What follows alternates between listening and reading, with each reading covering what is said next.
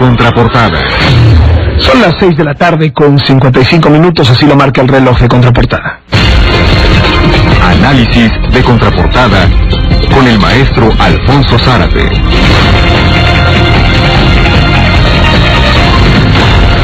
Maestro, ¿cómo le va? Muy buenas tardes. ¿Qué tal, Carlos? Buenas tardes. Pues en el Universal han estado en esgrima el expresidente Carlos Salinas de Gortari y quien era su jefe del departamento del Distrito Federal, como se llamaba así, Manuel Camacho Solís, hoy de izquierda. Sí, yo creo que lo que estamos viendo son los dimes y diretes de dos antiguos amigos y de dos antiguos aliados políticos. Me parece que vale la pena recordar que Carlos Salinas, igual que su hermano Raúl, fueron preparados por su padre para el poder, es decir, recibieron una educación que tenía como propósito prepararlos para, en su momento, el ejercicio del poder. Y en el caso de Carlos Salinas, quizá se repite una experiencia que se vivió con Miguel Alemán Valdés. Es decir, en el caso del expresidente Miguel Alemán, desde los años de preparatoria, es decir, 16, 17 años, él y sus compañeros de prepa se propusieron llegar al poder y efectivamente alcanzaron la presidencia de la República y bueno, todos los miembros de ese grupo se beneficiaron del ejercicio del poder. Y muchos años después, digamos en la década de los 60, Carlos Salinas de Gortari, alumno de la Escuela Nacional de Economía, encabeza a un grupo de muchachos, 18 años, que también tuvieron el interés de alcanzar la presidencia de la República y lo lograron. ¿Quiénes eran algunos de los miembros de aquel grupo?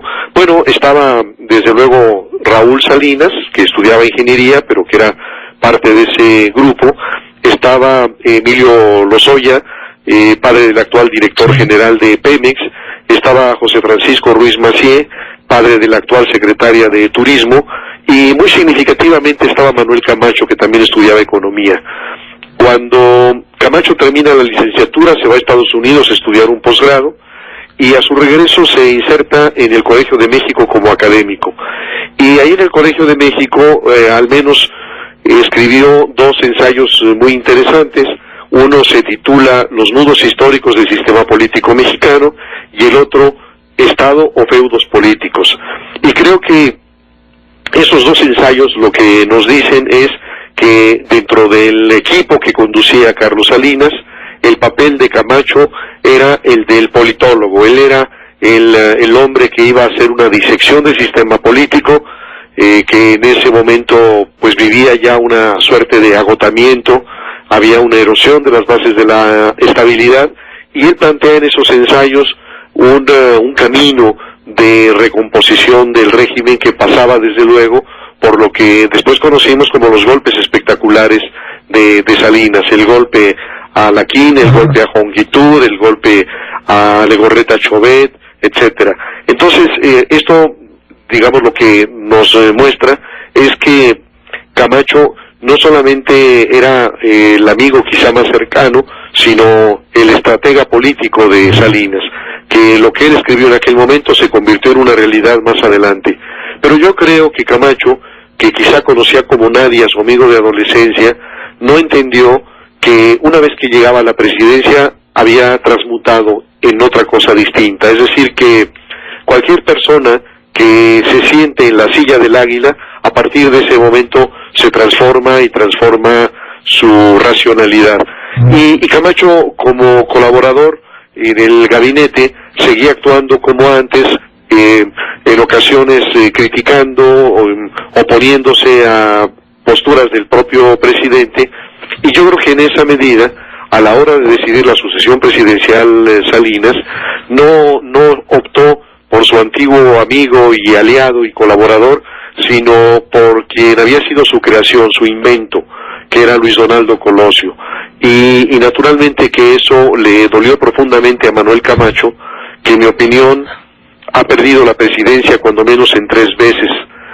Ahí perdió la primera vez, la perdió frente a Luis Donaldo, que por cierto había sido su subordinado, y fue algo que generó una ruptura con el entonces presidente.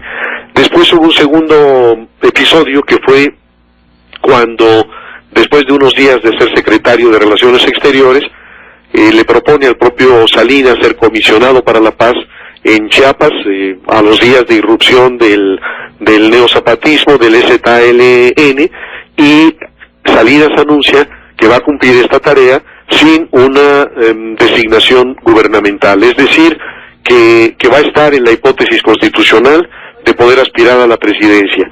Y bueno, hoy que se enaltece a Colosio, parece olvidarse que la campaña no prendía, sí, y que incluso en aquel momento se pensó en que podría dejar la candidatura y llegar Camacho. Pero bueno, viene el asesinato de Colosio y creo que la bala que asesina a Colosio también le pega a Manuel Camacho. Cuando quiere darle el pésame a la viuda, la viuda no acepta siquiera que entre al velatorio, así que pierde esa segunda oportunidad, y creo que la tercera oportunidad de Camacho se da cuando es derrotado Andrés Manuel López Obrador. La apuesta de Camacho era que Andrés Manuel fuera presidente, que él jugara un papel estelar en ese gabinete y que pudiera ser candidato 6 años más tarde. Así que, bueno, lo que estamos viendo es polvos de aquellos lodos, en donde cada uno de ellos da su visión de un año trágico que fue el año 1994, y bueno, a mí eso me recuerda aquella frase que dice que no hay peor enemigo que el que fue tu amigo. Maestro Zárate, ¿Salinas es el hombre que maneja el actual sexenio? ¿Es el arrumbado expresidente que trata de ganar relevancia? ¿Quién es Salinas hoy por hoy? Yo creo que Carlos Salinas, a diferencia de otros expresidentes recientes, construyó una red de poder impresionante. Es decir, que esto que yo comentaba, que se preparó para el poder, que fue preparado para el poder, que desde la Escuela de Economía, él se fijó que cada uno de los pasos que diera tenían como propósito una intención política. Lo hace como secretario de Programación y Presupuesto, pero sobre todo lo hace como presidente de la República. Uno tiene que recordar que fueron decisiones muy importantes, por ejemplo, la privatización de Teléfonos de México, pero no solo eso, también el encumbramiento de algunos líderes sociales y sindicales, particularmente de Francisco Hernández Juárez y del Bester Gordillo, y también las profundas reformas constitucionales, es decir, la reforma del 130, que era la vieja demanda del clero católico mexicano. Así que si eso lo traducimos en términos de redes de alianzas, veremos que, a diferencia de Miguel de la Madrid, que digamos era un tecnócrata frío, que no construyó estas redes de poder y que en consecuencia como expresidente ya no tuvo una injerencia política. Si lo referimos a Ernesto Zedillo, que igualmente era un político frío al que le llegó a la presidencia por accidente y que también básicamente vivió fuera del país, el expresidente con redes reales y con compromisos reales en muy distintas esferas, en la banca que privatizó, en Teléfonos de México, en el clero político mexicano, ese es Carlos Salinas. Y yo creo que de alguna manera esas relaciones y ese poder siguen teniendo una presencia, y naturalmente que lo vemos, entre otras cosas, en quienes están hoy al frente del gobierno, que en buena o más medida tienen una cercanía o con Salinas o con los hombres de Salinas. Pienso en el caso de Videgaray a través de Pedro Aspe. No creo desde luego que esto signifique, como algunos dicen, que prácticamente Peña sería un puppet de Salinas, pero sí creo que ahí está la sombra del expresidente y que sigue jugando. Finalmente es un hombre joven y con una enorme vocación de poder. Como siempre, muchísimas gracias, maestro Zárate, le mando un abrazo. Igualmente, Carlos. Hasta luego, el maestro Alfonso Zárate, analista en Contraportadas.